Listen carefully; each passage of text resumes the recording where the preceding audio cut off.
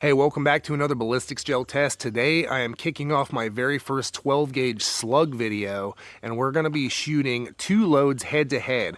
Winchester Super X hollow point rifled slugs, the 2 3/4 inch and 3-inch version, both are 1 ounce slugs. And here are your boxes for those Winchester Super X rifled slugs. Let's go ahead and see if there's any promo information on here. There's not a whole lot. So here is some info right here. Feel free to stop, pause, and read all that if you would like. Here's your ballistics info for the 2 3/4 inch version. And then as far as muzzle velocity, 1600. I will be shooting these out of a little bit shorter barreled shotgun than a lot of people would be. My barrel on my slug gun is 18 inches. If you were to shoot this from a 28-inch vent rib barrel with, say, an improved cylinder choke in it or something, who knows what your velocity might be, but mine is an 18-inch barrel, so keep that in mind. And here is your box for the 3-inch version. Largely the same stuff. Here is your ballistics information for that right there.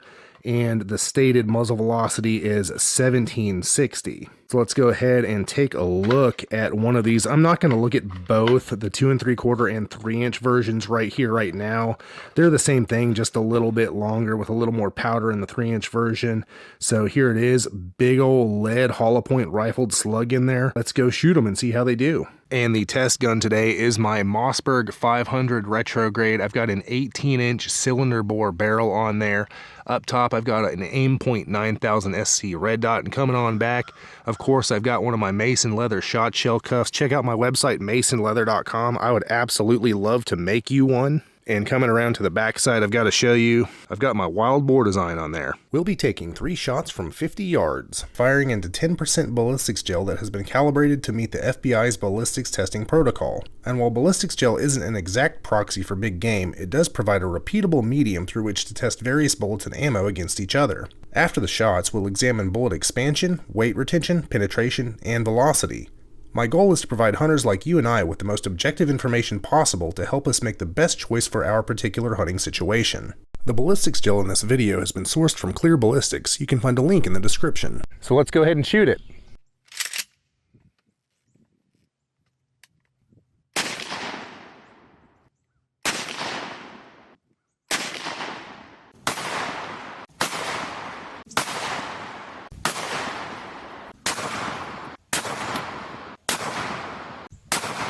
And let's take a look at the velocities for that Winchester Super X 2 3/4 inch rifled slug. Now I am shooting it out of an 18-inch smooth bore barrel, so your results may vary. Our high is 1470, our low 1441, so pretty consistent if nothing else, and our average is 1458. And let's look at the velocities for the Winchester Super X 3-inch rifled slugs. These do kick a bit more than the 2 3/4 inch ones, I can tell you that much. Our high is 1629, our low 1570, and our average is 1592. Yeah, these are going a little bit faster than the 2 3/4 inchers. And we are down at the blocks after shooting both the 2 3/4 inch and 3-inch Winchester Super X rifled slugs. A little bit of good news, a little bit of bad news. I was able to capture 4 of the 2 3/4 inch slugs. These were way more accurate in my shotgun. I was not able to capture any of the 3-inch ones despite my best efforts. I only had 10 rounds of them, and I fired all 10 rounds. Didn't catch any. Let me show you the front of the block. I mean, these things were going all over the place. We're only shooting from 50 yards, and these things are going all over everywhere. I did hit the block 1, 2, 3, 4, 5 times, but even, this one that I thought I might capture, that just changed direction and zinged out the block. So no 3-inch ones to look at. The slugs themselves are exactly the same in both shells. They're both 1 ounce lead slugs. So we can garner probably 95% of the information we would just by looking at the 4 that I captured fired from the 2 3/4 inch shells. The only difference is that the 3-inch shells are going a bit faster. So let's go ahead and look at the ones that I captured from the 2 3/4 inch shells. And the reason I captured 4 instead of my typical 3 is I honestly couldn't tell half the time when I hit the gel block. These things, they weren't flinging the block around a whole lot like I thought they would. They just kind of punch in and push through. It was kind of weird. Also, I'm using a 0x magnification red dot for this, so I couldn't really see as well as I typically can with a magnified optic, but it wasn't flinging the blocks around. But nevertheless, let's look at the penetration. And the sun's in a weird spot. It's kind of hard to see, but here we go. We got one there, one there, one there, and one there. So I think what I'm going to do is bring the tape measure off to the side because of the glare I'm getting from the sun. There we go, that'll work. So that shallowest one is at 27 inches. We got one at 28. We've got that one up top at 29.5, and the one at the bottom, we're just going to give that one 30. Fairly consistent, actually. They penetrated deep. It looks like they did flatten out a bit in the front. It does look like they held together as well. So we're going to dig these guys out and garner what information we can from them. And here are those Winchester Super X 1 ounce rifled slugs recovered from the ballistics gel.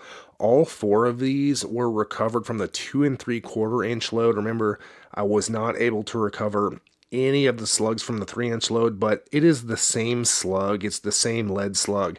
The only difference is a little bit of velocity, so we'll talk about that in a minute. Let's hit the metrics. Weight retention wise, we saw 425, 425, 430, and 431 grains respectively for an average of 428 grains. So that works out to 98% weight retention. 1 ounce is 437.5 grains if I remember correctly. So very, very high weight retention. Almost everything is still there. They're just compacted a little bit. Expansion wise, we saw 0.76, 0.77, 0.77, and 0.78 inches expanded diameter for an average of 0.77 inches, which works out to 1.1x expansion about. So very little expansion, and I mean, you really don't need it. These things are starting out huge, and I wouldn't expect to see any expansion from these. Velocity wise, we saw 1470 for the high, 1441 for the low, and 1458 for the average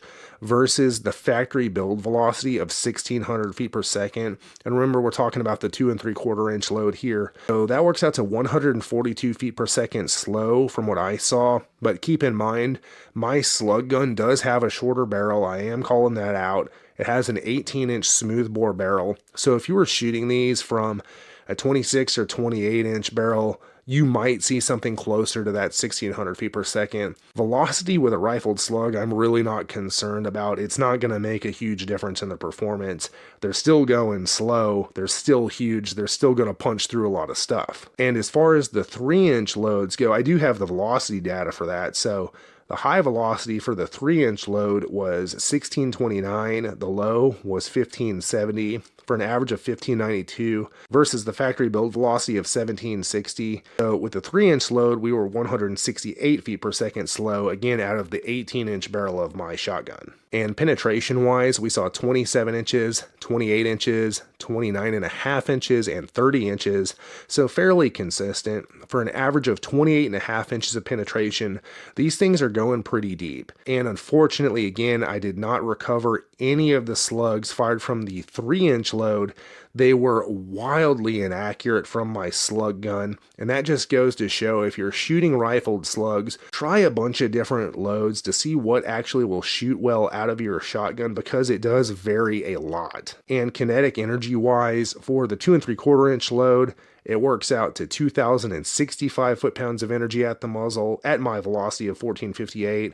And for the 3-inch load, it works out to 2,462 foot-pounds of energy at the muzzle, again at my velocity of 1592. All right, y'all, time for my final thoughts on that Winchester Super X rifled slug load out of my 12 gauge. This is going to be pretty short, sweet, and to the point. We were trying to put 2 loads head to head, the 2 3/4 and 3-inch load.